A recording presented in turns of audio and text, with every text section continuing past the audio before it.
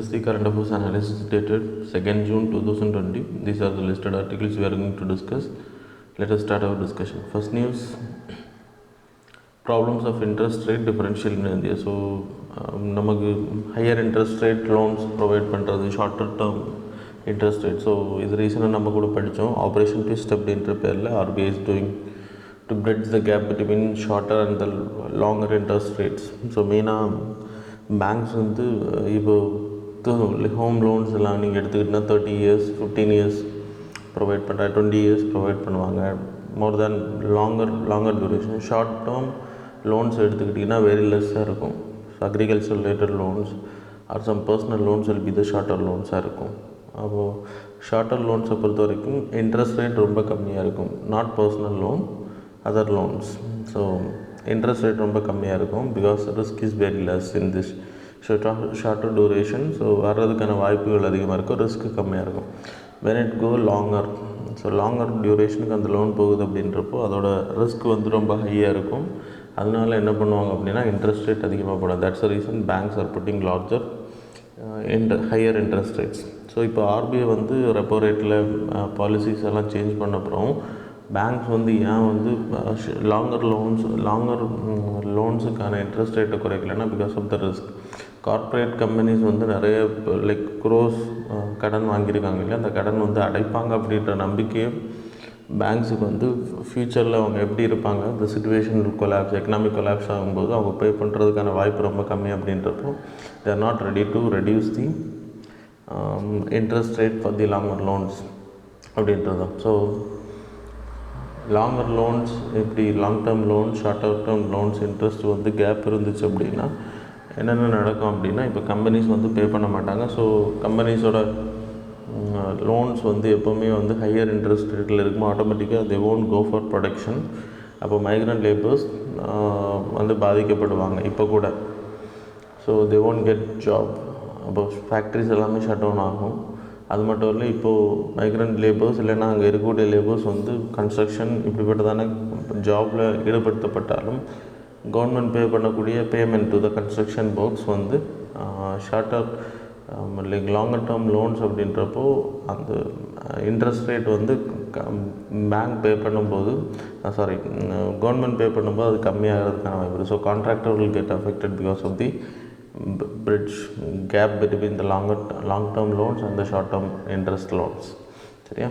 So இப்போது annuity payment எடுத்துக்கிட்டிங்கன்னா government வந்து 3 கேட்டகரியில் பப்ளிக் ப்ரைவேட் பார்ட்னர்ஷிப் கேட்டகரியில் கவர்மெண்ட் வந்து கன்ஸ்ட்ரக்ஷன்ஸ் ஒர்க் ப்ரொவைட் பண்ணுவாங்க. தட் இஸ் பில்ட் ஆப்ரேட் ட்ரான்ஸ்ஃபர்னா நேஷ்னல் ஹைவே அத்தாரிட்டி இல்லைன்னா national highway authority of India என்ன பண்ணுவாங்க அப்படின்னா ரோடு கன்ஸ்ட்ரக்ஷனை வந்து டெண்டர் கொடுத்துருவாங்க. ப்ரைவேட் கான்ட்ராக்டர்ஸ் அந்த ரோடை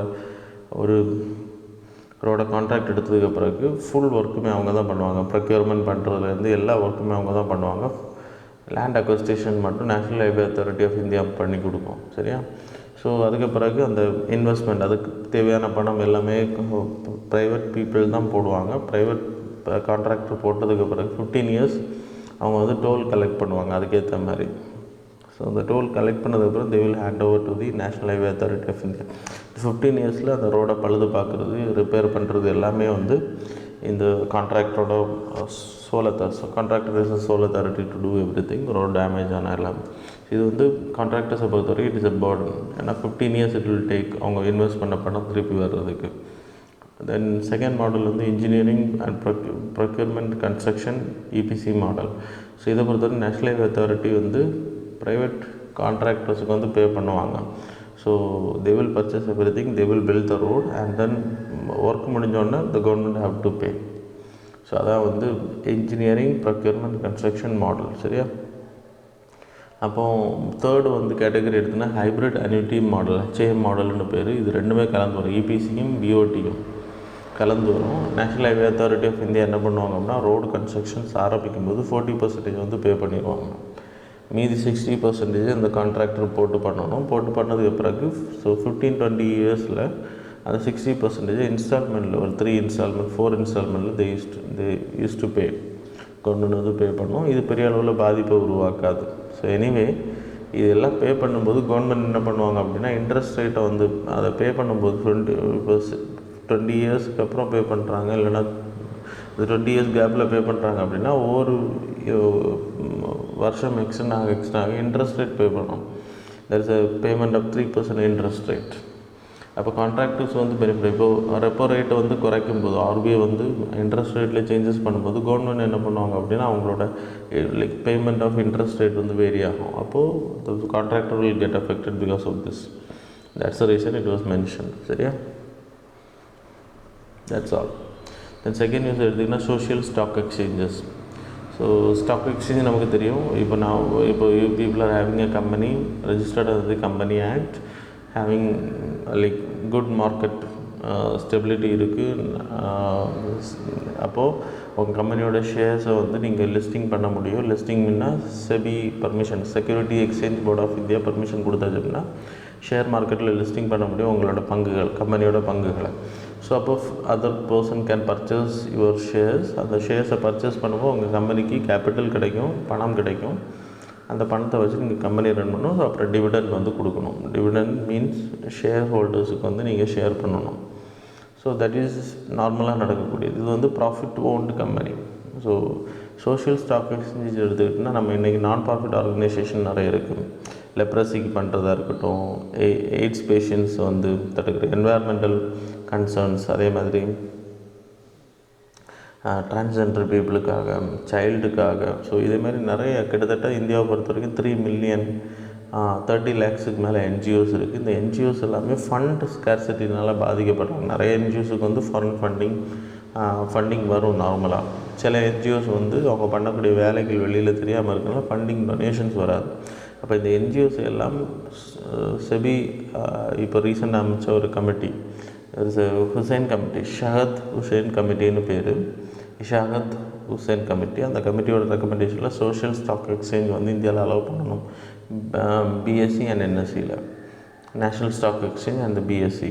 ஸோ அதன் மூலமாக அலோவ் பண்ணுறதுனால இவங்க எல்லாமே வந்து சொசைட்டி ஆக்டில் தான் ரெஜிஸ்டர் பண்ணியிருப்பாங்க. அப்படி அலோவ் பண்ணுறதுனால என்ன ஆகும் அப்படின்னா they will also get benefit. இப்போது நீங்கள் யாராவது லைக் philanthropist இல்லைனா கம்பெனி வச்சுருக்காங்க, அந்த கம்பெனி வந்து நல்ல ப்ராஃபிட் வருது அப்படின்னா அவங்க வந்து சோஷியல் ஆக்டிவிட்டீஸில் ஈடுபடணும், ஏழை மக்களுக்கு இந்த காசு போய் சேரணும் அப்படின்னு நினைக்கும்போது இந்த என்ஜிஓஸோட பாண்ட்ஸை பர்ச்சேஸ் பண்ண முடியும், என்ஜிஓஸோட ஷேர்ஸை பர்ச்சேஸ் பண்ண முடியும்.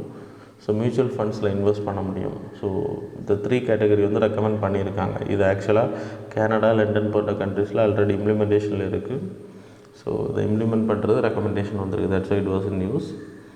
ஸோ சோஷியல் ஸ்டாக் எக்ஸ்சேஞ்சை பொறுத்த வரைக்கும் மெயினாக இதில் ரெக்கமெண்டேஷன் என்னென்னா 0 கூப்பன் 0 பிரின்சிபல் பாண்ட்ஸ். அப்படின்னா இப்போது இந்த கம்பெனிஸ், இந்த என்ஜிஓஸ் வந்து தே கேன் இஷ்யூ பாண்ட்ஸ். இந்த பாண்ட்ஸை பொறுத்த வரைக்கும் தேர் இஸ் நோ இன்ட்ரெஸ்ட் கிடைக்காது, இதில் முதலும் கிடைக்காது, திருப்பி கிடைக்கும். ஒரு வாட்டி நீங்கள் பே பண்ணிட்டீங்க அப்படின்னா, இப்போ 1 lakh you are donating for NGO, you will get the bond. அது ஒரு சர்டிஃபிகேட் மாதிரி தான் இருக்குமே தவிர அதனால் ஃப்யூச்சரில் அந்த காசு திருப்பி கிடைக்காது. That is also important. அப்புறம் இவங்க வந்து கம்பெனி ஆக்ட் லைக் சொசைட்டி ஆக்டில் ரெஜிஸ்ட்ரேஷன் பண்ணுறதுனால they will get a benefit. Mutual funds ஆரம்பிக்கிறதுக்கு செபி மூலமாக பெர்மிஷன் கிடைக்கும். அப்போ மியூச்சுவல் ஃபண்ட்ஸ் இவங்க ஆரம்பிக்கலாம். மியூச்சுவல் ஃபண்ட்ஸில் இன்வெஸ்ட் பண்ணுற, இப்போ 1 lakh இன்வெஸ்ட் பண்ணுறீங்க அப்படின்னா அதுக்கு வந்து ரிட்டர்ன் கிடைக்காது, ப்ராஃபிட் கிடைக்காது. But they will get the amount back. அவங்க இன்வெஸ்ட் பண்ண பணம் வந்து ஒரு குறிப்பிட்ட காலத்துக்கு பிறகு they will get the money back. அந்த மியூச்சுவல் ஃபண்ட்ஸ் மூலம் வரக்கூடிய ப்ராஃபிட் வந்து எங்கே போகும் அப்படின்னா என்ஜிஓஸுக்கு வந்து பெனிஃபிட்டாக போகும். ஸோ இன்வெஸ்டர்ஸ், இந்த சிஎஸ்ஆர் ஆக்டிவிட்டீஸ், அப்புறம் ஃபிலந்தரபிக் ஃபவுண்டேஷன்ஸ் வந்து இதில் இன்வெஸ்ட் பண்ணுறதுக்கான வாய்ப்பு அதிகமாக இருக்கும். ஸோ என்ஜிஓஸுக்கு வந்து அதிகமான ஃபண்ட் கிடைக்கும். So they can do their work properly. சரியா? That's all. Then third news எடுத்துக்கிட்டிங்கன்னா MSP rate, minimum support price for kharif வந்து ரைஸ் பண்ணியிருக்காங்க. 2% 7.5% வந்து இன்க்ரீஸ் பண்ணியிருக்காங்க. Recommendation and by the commission for agricultural cost prices. Cabinet committee on economic affairs தான் இந்த MSP ப்ரைஸை வந்து தீர்மானிப்பாங்க. நான் உங்களுக்கு எம்எஸ்பின்னா மினிமம் சப்போர்ட் ப்ரைஸ். இப்போது எக்ஸாம்பிள் எடுத்துக்கிட்டிங்கன்னா பேடி கிராஃப்ட் வந்து விளைவிக்கிறதுக்கு முன்னாடி, ஸோ கேரிஃப் வந்து பேடி ரைஸ் இதெல்லாமே லைக் ரைஸ் வெரைட்டிஸ் எல்லாமே வந்து கேரிஃப் கிராஃப்ட் கேட்டகரியில் மழைக்கால பயிர்கள். ரேபி கிராஃப்ட்னா வின்டர் சீசன் கிராப்ஸ், வீட் எல்லாமே வந்து ரேபி கிராப்ஸ். அப்போ இந்த 2 பயிர் காலத்துலேயும் விளைவிக்கிறதுக்கு முன்னாடி commission for agricultural cost and prices அவங்க என்ன பண்ணுவாங்க அப்படின்னா, சப்போஸ் ரொம்ப விளைச்சல் இருக்கிறவங்க விலை கம்மியானா கூட minimum support price will be provided for the farmers. இதை வந்து கவர்மெண்ட் பர்ச்சேஸ் பண்ணிக்கும் அப்படின்னு சொல்லி அனௌன்ஸ் பண்ணுவாங்க. அது வந்து இப்போ 1000 rupees அந்த பேடியோட ரேட் அப்படின்னா அது ரொம்ப கம்மியாக போகும்போது கவர்மெண்ட் என்ன பண்ணுவாங்க அப்படின்னா 1100 rupees நாங்கள் பர்ச்சேஸ் பண்ணிக்கிறோன்னு சொல்கிற பட்சத்தில் இந்த விவசாயிகள் வந்து விதைக்கிறதுக்கு முன்னாடியே they will get a guarantee assurance. Government வந்து சப்போஸ் மார்க்கெட்டில் இன்ஸ்டெபிலிட்டி உருவானா கூட கவர்மெண்ட் will பர்ச்சேஸ் அப்படின்றது. அப்போ ஆட்டோமேட்டிக்காக they will get more benefit இல்லையா, அவங்க கான்ஃபிடென்ட்டோடு அவங்க விளைவிக்க முடியும். அதான் ஸோ கேரிஃப் கிராப்பை பொறுத்த வரைக்கும் பேடி, காட்டன் எக்ஸெட்ரா ஜூன்லேருந்து அக்டோபர் வரைக்கும் they wish to cultivate. Minimum support price நான் இப்போ சொன்னது. அப்போ மினிமம் சப்போர்ட் ப்ரைஸில் எதெல்லாம் இன்க்ளூட் ஆகும் அப்படின்னா A2 + FL. A2 அப்படின்னா ப்ரொடக்ஷன் காஸ்ட். இப்போது ஒரு விவசாயி வந்து ஒரு நிலத்தில் விதைக்க போகிறார், அவரோட சொந்த நிலத்தில் விதைக்க போகிறார் அப்படின்னா அவருக்கு ப்ரொடக்ஷன் காஸ்ட், அவர் வந்து சீடு பர்ச்சேஸ் பண்ணணும், அதுக்கு வந்து ஃபெர்டிலைசர் யூஸ் பண்ணணும், அதுக்கு வந்து டிராக்டர்ஸ் யூஸ் பண்ணுறது, இந்த மாதிரியான சின்ன சின்ன ப்ரொடக்ஷன் காஸ்ட் இருக்கும். அந்த ப்ரொடக்ஷன் காஸ்ட் எல்லாமே A2 கேட்டகரியில். அப்போது 100% ஒரு 100 ரூபா ஆகுது அப்படின்னா அதிலேருந்து 1.5%. FLன்றது ஃபேமிலி வந்து அந்த ஃபீல்டில் ஒர்க் பண்ணுறாங்கன்னா அவங்களோட சேலரிஸ். இப்போ 4 பேர் 5 பேர் அவங்க அந்த வீட்டில் இருக்காங்க அப்படின்னா they are not going for labours, வேலைக்கு ஆள் எடுக்கல, அந்த ஃபேமிலி மெம்பர்ஸே அதில் ஒர்க் பண்ணுறாங்க அப்படின்னா அதுவும் ஆட் பண்ணப்படும். ஸோ மொத்தம் ஒரு ஏக்கர் பயிரிடுறதுக்கு அந்த விவசாயி வந்து ஒரு லைக் 10,000 rupees செலவிடுறாருன்னு வச்சுக்கோங்க ப்ரொடக்ஷன் காஸ்ட்டுக்கு. அப்போது 1.5% அதிகமாக எம்எஸ்பி கவர்மெண்ட் அனௌன்ஸ் பண்ணும்போது he will get அதை விட இன்னும் 1.5 மடங்கு வந்து காசு அவருக்கு கிடைக்கும் கேரண்டியாக. சரியா, இந்த மாடல் தான் நம்ம யூஸ் பண்ணிகிட்ருக்கோம். சுவாமிநாதன் கமிட்டியோட ரெக்கமெண்டேஷன் அடிப்படையில் A2 + FL C2 மாடல் வந்து ரெக்கமெண்ட் பண்ணியிருக்காங்க. C2 மாடல்ன்றது என்ன அப்படின்னா ப்ரொடக்ஷன் காஸ்ட் இருக்கும், ஃபேமிலி மெம்பர்ஸ் வந்து ஒர்க் பண்ணுறதை ஆட் பண்ணுவாங்க, ப்ளஸ் நிறைய லேண்டு வந்து விவசாயம் பண்ணக்கூடிய விவசாயிகளோட லேண்டு வந்து சொந்த லேண்டு கிடையாது, அவங்க வாடகை எடுக்கிறது, பாட்டம் எடுக்கிறது. அப்போ அந்த பாட்டத்துக்கு அவங்க பே பண்ணுறது அதுவும் கன்சர்ன் பண்ணப்பட்டு தான் அதுக்கு பிறகு தான் அதுவும் ப்ரொடக்ஷன் காஸ்ட்டில் வரணும் அப்படின்றத ரெக்கமெண்டேஷன் பண்ணியிருக்காங்க. ஸோ எனிவே கவர்மெண்ட் ஆட் பண்ணால் மட்டும்தான் அது வந்து பெனிஃபிட் ஆகும் அப்படின்றது. So this is about the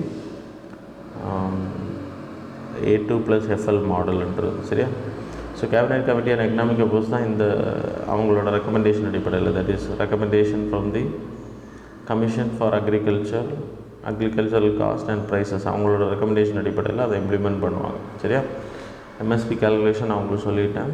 then commission for agriculture வந்து ministry of agriculture and family welfare கீழே ஒர்க் பண்ணக்கூடியது.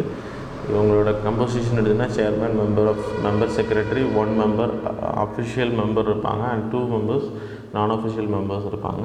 ராபி அண்ட் கேரிஃப் சீசன் அதை சோயிங் பண்ணுறதுக்கு முன்னாடி இவங்க வந்து ரெக்கமெண்ட் பண்ணுவாங்க. சரியா, தென் 4th நியூஸை பொறுத்தவரை PM சபா நிதி யோஜனா. இது வந்து ஸ்ட்ரீட் வெண்டர்ஸுக்கு வந்து லோன் கொடுக்குறது. ஆத்ம நிர்பார் நிதி யோஜனா இருக்கு இல்லையா, அந்த ஸ்கீமில் கவர்மெண்ட் வந்து பிரதான் மந்திரி ஸ்ட்ரீட் வெண்டர் தான், ஸ்ட்ரீட் வெண்டர்ஸ் தான் ஆத்மா அப்படின்றத SVAன்னு போட்டிருக்காங்க, நிதி அப்படின்றது. ஸோ ஆத்ம நிர்பார் அபியான் அதை தான் வந்து SVA கேட்டகரின்னு போட்டிருக்காங்க. இப்போது நிறைய ஸ்ட்ரீட் வெண்டர்ஸ் இருக்காங்க, ஸோ விற்கிறவங்க, தவாலிஸ் இருக்காங்க, apparel, artisan products, barber shops, laundry shops. So இந்த மாதிரி நிறைய லைக் ரெஜிஸ்டர்ட் பீப்புளுக்கு வந்து லோன் ஈஸியாக கிடைக்கும். இவங்க வந்து ரெஜிஸ்டர்ட் இன்ஃபார்மல் செக்டர்ஸில் இருக்கிறவங்க, இப்போ இவங்களுக்கு லோன் கிடைக்கிறது. ஸோ அவங்களும் வந்து இந்த பொருளாதாரத்தில் அதிகமாக பாதிக்கப்படுறாங்க. So they can also get loan to 10,000 rupees. அவங்களோட கடையை வந்து லைக் இன்னும் கேபிட்டல் மூலமாக ஒர்க் பண்ணுறதுக்கு அவங்களுடைய தேவைகள் சந்திக்கிறது. ஸோ இப்போ வந்து பெனால்ட்டி கிடையாது, லோன் ரீபேமெண்ட் ஒழுங்காக பண்ணுறாங்க அப்படின்றப்போ ஃப்யூச்சரில் வந்து 10,000 கொடுக்குற இடத்துல 20,000 கொடுக்குறதுக்கான வாய்ப்பு இருக்குது. So that's a benefit. முதல் தடவையாக கவர்மெண்ட் இதை பண்ணுறாங்க இந்த யோஜனா மூலமாக. டைமில் கரெக்டாக பே பண்ணுற 24th March 2020 வரைக்கும் ரெஜிஸ்டர் பண்ணியிருக்கக்கூடிய வெண்டிங் பீப்புள் வந்து ரெஜிஸ்டர்ஸ்னால் வெண்டிங் பண்ணிகிட்டு இருந்தவங்க they can go for this loan. Interest subsidy உண்டு, 7% ஆனுவல் இன்ட்ரெஸ்ட் சப்சிடி கிடைக்கும். ப்ராப்பராக பே பண்ணுறவங்களுக்கு எலிஜிபிலிட்டி வந்து இன்க்ரீஸ் ஆகும். ஸோ இப்போ 10,000 கொடுக்குறது 20,000 வரைக்கும் கொடுக்கறதுக்கான வாய்ப்பு இருக்குது. So digital transaction so that's all. So e governance PAISA portal of MOHUA அப்புறம் உதயமணி மித்ரா போர்ட்டல் மூலமாக இதை வந்து அவங்க அவைலபிலிட்டி பண்ணிக்கலாம். எத்தனை பேர் கொடுக்குறாங்க அப்படின்றது தெரிய வரும். சரியா? தென் நெக்ஸ்ட் நியூஸ் எடுத்திங்கன்னா ஆன்டிஃபார்ம் மூமெண்ட் இன் USA. ஸோ ஜார்ஜ் ஃப்ளாய்டு அப்படின்ற ஒரு கருப்பினத்தை சேர்ந்தவர் கொல்லப்பட்டதுனால அங்கே மிகப்பெரிய ரெவல்யூஷன் போயிட்டுருக்கு. அது எல்லாருக்குமே தெரிஞ்ச விஷயந்தான். There is a movement called as anti fascist movement. இது 1977 உருவாக்கப்படுது.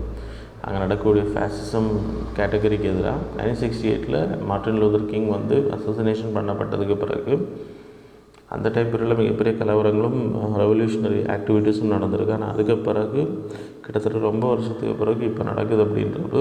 So it is very important. So அமெரிக்காவிலையும் ரேஷியல் தாக்குதல் எவ்வளோ டெமோக்ரஸியில் வளரக்கூடிய நாட்டில் ரேஷியல் இன்இக்வாலிட்டிஸ் இருக்குது அப்படின்றது தெளிவாக தெரியுது நமக்கு. ஸோ அன்றைக்கி 1968 போராடும்போது கருப்பின மக்கள் தான் கருப்பின மக்களுக்காக போராடினாங்க. ஆனால் இன்றைக்கி அப்படி இல்லை. there is a different change. white people also protesting. இது வந்து இன்ஹியூமனாக இருக்குது. அந்த வீடியோ வந்து அந்த அளவுக்கு விஷயங்களை பேசுனது அது உண்மை. Declaration as a terrorist organisation.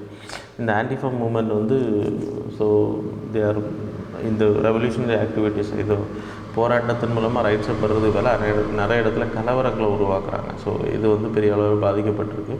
1946 Antifa stands for anti fascist movement. ஹிட்லரோட ப்ராப்ளம். அதுக்கப்புறம் 2007 அமெரிக்காவில் உருவாக்கப்படுது இந்த ஆர்கனைசேஷன். Society organisation. இது செக்ஸிசம், ரேசிசம், ஃபேசிசம், அப்புறம் ஹோமோ டிரான்ஸ்ஃபோபியா, அப்புறம் இஸ்லாமோஃபிபியா, ஸோ மைனாரிட்டி ஜனதா. ஸோ இந்த மாதிரியான ப்ராப்ளம்ஸ் எல்லாம் எதிர்த்து இவங்க குரல் கொடுக்குறது தான் இவங்களோட வேலை. மெம்பர்ஸ் இருந்து லீடர்ஸ் எல்லாம் கிடையாது. Members autonomous body cells will be there. இவங்க பிளாக் ட்ரெஸ் யூஸ் பண்ணி ப்ரொட்டஸ்ட் பண்ணுறது கேபிட்டலிஸ்ட் பீப்புளுக்கு எதிராக. அப்புறம் left ideology, fascist and the Marxist ஐடியாவுக்கு எதிராக போராடுறவங்க. சரியா? அப்புறம் ஃபேசிசம் பீப்புள் நோ முசோலினி தான் அதுக்கு மெயின் ஃபவுண்டராக இருந்தது. ஒரிஜின் அண்ட் ஸ்ப்ரெட் வந்து ஃபஸ்ட்டு வேர்ல்டு வார் டைம் பீரியடில் இட்டலியில் ஸ்ப்ரெட் ஆச்சு. That's all. தென் 6th நியூஸை பொறுத்த வரைக்கும் சைக்ளோன் நிஷார்கா. ஸோ இது வந்து அரேபியன் சீயில் டிப்ரெஷன்ஸாக உருவாயிருக்கு. ஸோ த ஃபஸ்ட்டு சைக்ளோன் இந்த ப்ரீ மான்சூன் டைப் பீரியடில் உருவாயிருக்கு அப்படின்றது. இந்தியன் மீட்ராலஜிக்கல் டிபார்ட்மெண்ட் என்ன சொல்லுங்கன்னா Maharashtra and Gujarat will get little bit affected by the cyclone. இது பெரிய அளவு அஃபெக்ஷன் லைக் ப்ராப்ளம் இருக்காது, லைக் ஆம்பன் புயல் மாதிரி இருக்காது அப்படின்றாங்க. தென் சைக்ளோன்ஸ் இன் அரேபியன் சீயை பொறுத்த வரைக்கும் லெஸ் ஆஃப் ஃப்ரீக்வெண்ட். ஸோ எப்போவுமே வராது.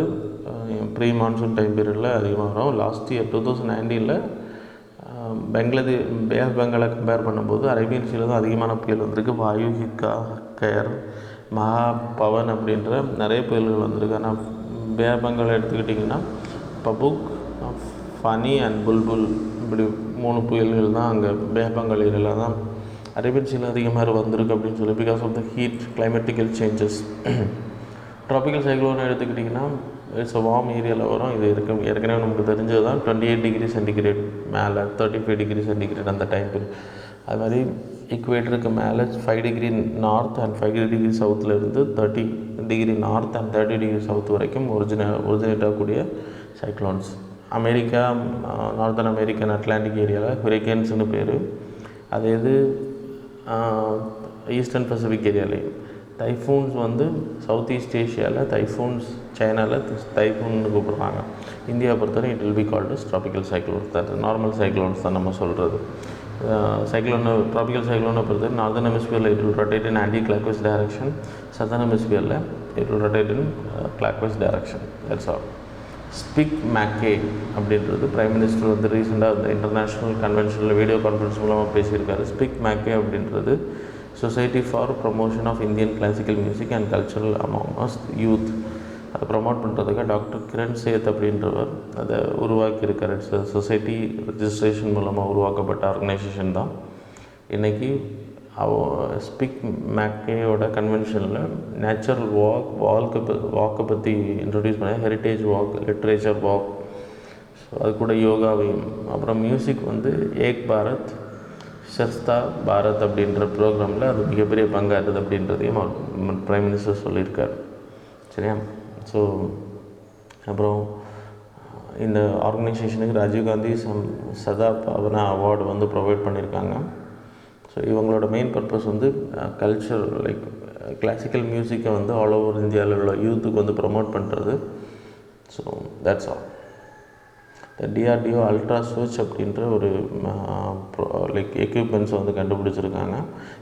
இதான் அந்த ரூம் மாதிரி. இதில் O3 மாலிகூல்ஸ் மூலமாக, தட் இஸ் ஓசோன் கேஸ் இருக்கு இல்லையா, அந்த கேஸஸ் மூலமாக, தட் இஸ் ஆக்சிஜன், அந்த ஆக்சிஜனை வந்து ரியாக்டிவ் ஆக்சிஜன் ஸ்பீஷீஸாக அதை வந்து இன்ஆர்கானிக் அப்புறம் பேத்தோஜன்ஸ் எல்லாம் அது கொல்றதுக்கான வாய்ப்பு அதிகம். ஸோ பிபிஇ மாடல் அப்புறம் வேறு மெட்டீரியல்ஸ் எல்லாமே டிஸ்இன்ஃபெக்ஷன் பண்ணுறது ஹெல்ப் பண்ணப்படுது doctors and then like front workers to the COVID-19. சரியா? ஸோ இது வந்து குளோரின் யூஸ் பண்ணுறத விட எஃபெக்டிவ் அப்படின்னு சொல்லப்படுது. That's all. இந்த 9th நியூஸை பொறுத்த வரைக்கும் swarm of desert locust. So இப்போ லோக்கஸ்ட்டை பற்றி நமக்கு தெரியும், வெட்டுக்கிளிகள் அந்த ப்ராப்ளம்ஸ் நிறைய இருந்துச்சு. அதுக்கான மெயின் ரீசன் வந்து அதிகமான ரெயின்ஃபால், அதிகமாக சைக்ளோன்ஸ் ஒரு மெயின் ரீசனாக சொல்லப்படுது. லைக் இந்தியாவை பொறுத்த வரைக்கும் விஆர் லைக் 1993 இந்த லோக்கஸ்டோட அட்டாக்கை நம்ம சந்திச்சோம். அதுக்கப்புறம் இப்போ தான் அதை சந்திக்கிறோம். இதுக்கான ரீசன் என்னென்னா டிசாஸ்டர்ஸ், தட் இஸ் ஃப்ளட் அதிகமாக இருக்குது.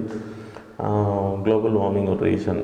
ரொம்ப அதிகமான மழை வந்து அரேபியன் பெனின்சுலா ஏரியாவில் பதிவாகுது. அன்பிரசிடென்டட் கிளைமேட், அது மூலமாக ஃப்ளட் உருவாகுது. Pandemics, pestilence, that is pest attack அதிகமாக இருக்குது அப்படின்னு சொல்லப்படுது. ஸோ 1926 1932 பிரிட்டிஷ் கவர்மெண்ட் இருக்கும்போது லோக்கஸ்ட் ப்ராப்ளம் இருந்துச்சு. அப்போது they created a permanent locust warning organisation LWO. இது கராச்சி பேசிஸில் அன்டிவைடட் இந்தியாவில் இருந்தனால அப்போது அந்த தார் டெசர்ட் ஏரியாவில் டெசர்ட் லோக்கஸ்ட் ஸ்ப்ரெட் ஆகிறத தடுக்கிறதுக்கு ஒரு ஐ வச்சு அதை மானிட்டர் பண்ணி அதை வந்து கர்வ் பண்ணுறதுக்காக உருவாக்கப்பட்டது. ஆஃப்டர் இண்டிபெண்டன்ஸ் எடுத்திங்கன்னா அது ராஜஸ்தான் ஜோத்பூர் அப்படின்ற பிளேஸுக்கு அது மாற்றப்படுது headquarters. And then climate change and spawn of locust. நான் உங்களுக்கு சொன்ன மாதிரி unseasonal rain and strongly westerly winds. அதிகமாக வந்து இந்தியன் ஓஷன் டைப்போல் நடக்கும்போது உங்களுக்கு தெரியும், positive dipole and negative dipole. So ஒரு பக்கம் வார்ம், அரேபியன் சீ சைடு ரொம்ப வார்மாக இருந்துச்சு அப்படின்னா இந்த ரெயின்ஃபால் வந்து இந்த ஏரியாவில் அதிகமாக இருக்கும். ஆஃப்ரிக்கா இந்தியன் சைடில் லைக் கன்வெக்ஷனல் ப்ராசஸ் மூலமாக. அது மாதிரி நெகட்டிவ் டைப்போல் பொறுத்த வரைக்கும் பே ஆஃப் பெங்கால் ஏரியாவில் வார்ம் அதிகமாக இருக்கும், இந்த பக்கம் ரெயின்ஃபால் இருக்காது. ஸோ அரேபியன் சி ஏரியாவில் இந்தியன் ஓஷன் பாசிட்டிவ் டைப்போல் இருக்கும்போது தேர் வில் பி ரெயின்ஃபால். இந்த ரெயின்ஃபால் என்ன பண்ணோம் அப்படின்னா ஆஃப்ரிக்கன் ஏரியாவில் இட்ஸ் சீசனல் நான் சீசனல் ரெயின்ஃபாலாக இருக்கும்போது அங்கே வந்து என்ன பண்ணோம் அப்படின்னா அங்கே இருக்கக்கூடிய குளம் குட்டைகள் டெசர்ட் ஏரியா எல்லாமே வந்து நிரம்புமா அந்த ஏரியாவில். அப்படி நிரம்புகிற பட்சத்தில் இந்த லோக்கஸ்ட்டுக்கு வந்து ப்ரீடிங் பண்ணுறது அது ஹெல்ப் பண்ணுது. அந்த ப்ரீடிங் பண்ணுறது ஹெல்ப் பண்ணுறதுனால தான் அது வந்து என்ன பண்ணுதுன்னா அங்கேருந்து அது லைக் ஃபுட்டுக்காக மைக்ரேட்டட் ஆகிட்டு இருக்குது, ஒவ்வொரு ஊராக போகுது. அதுக்கு வந்து வெஸ்டர்லி விண்ட்ஸ் ரொம்ப ஹெல்ப் பண்ணுது அப்படின்னு சொல்லப்படுது. வெஸ்டர்லி அது எப்போவுமே வந்து ரொம்ப ஃப்ளை பண்ணுறது விண்டு டைரெக்ஷன், விண்டு எதிர்த்து ஃப்ளை பண்ணாது, விண்டு போகக்கூடிய டைரெக்ஷனை நோக்கி தான் அது வந்து ஃப்ளை பண்ணோம். அது வெஸ்டர்லி விண்ட்ஸ் வந்து அதிகமாக ஹெல்ப் பண்ணுது அப்படின்றதையும் சொல்கிறாங்க இந்த ஆர்டிக்கிளில். தென் இம்பேக்ட் எடுத்துக்கிட்டால் ஃபுட் செக்யூரிட்டி. நம்ம இந்தியாவை பொறுத்த வரைக்கும் இப்போது உள்ள வந்திருக்கு இல்லையா, இதெல்லாம் ரொம்ப இனப்பெருக்கமாயிருச்சு. ராபி சீசன் முடிஞ்சப்போ வந்ததுனால நம்ம பெரிய அளவில் ஃபுட்டை வந்து அது தொட முடியலை. சப்போஸ் கேரிஃப் சீசனில் அது வந்திருந்தா, இப்போ கேரிஃப் சீசனில் அது இந்தியாவில் பெருகுனா, ஸோ நம்ம அதை அழிக்கலை அப்படின்னா ஆட்டோமேட்டிக்காக நம்மளோட விவசாய நிலங்களெல்லாம் பாதிக்கப்படும். ஃபுட் அக்ரிகல்ச்சர் ஆர்கனைசேஷன் வந்து food security threat affecting the farmers. அவங்களுக்கு தெரிஞ்ச மாதிரி அவங்களோட livelihoods agriculture maintain like depend பண்ணியிருக்கு. So they will get affected. அப்புறம் அர்பன் ஏரியாஸ் எடுத்துக்கிட்டிங்கன்னா அக்ரிகல்ச்சர் ஏரியாவில் ரேபி கிராப்ஸ் தான் இப்போ விளைவிச்சு அதெல்லாம் அறுவடை முடிஞ்சதுனால அங்கே நிறைய இடத்துல அதுக்கு லைக் ஃபுட்டு கிடைக்காததுனால என்ன பண்ணால் அர்பன் ஏரியாஸில் இருக்கக்கூடிய கொஞ்சம் பச்சையான ஏரியாக்களை இது அட்டாக் பண்ணியிருக்கு அப்படின்னு சொல்லப்படுது. ஸோ வே ஃபார்வர்டு எடுத்துக்கிட்டிங்கன்னா கிளைமேட் சேஞ்சுக்கு எதிரான சில வேலைகள் நம்ம செய்யணும். ICAR agriculture research they have to find out the solution. So அப்புறம் டிசாஸ்டர் மேனேஜ்மெண்ட் ஃப்ரேம்வொர்க் வந்து டீசென்ட்ரலைஸ் பண்ணுறது. அப்புறம் ரீஜனல் கோஆப்ரேஷன், ஆஃப்ரிக்கன் ஏரியா இந்த கண்ட்ரிஸ் கூட எல்லாம் ரீஜனல் கோஆப்ரேஷன் பண்ணி இதை ப்ரீடிங் பண்ணுற இடத்துல அழிக்கிறதுக்கான வேலைகளை செய்யணும். அப்போ இது வந்து அதிகமாக ஃபார்மர்ஸ் வந்து அஃபெக்ட் ஆகாது அப்படின்னு சொல்லுவோம். So that's all about today's current affairs student. Thanks a lot for வாட்சிங்.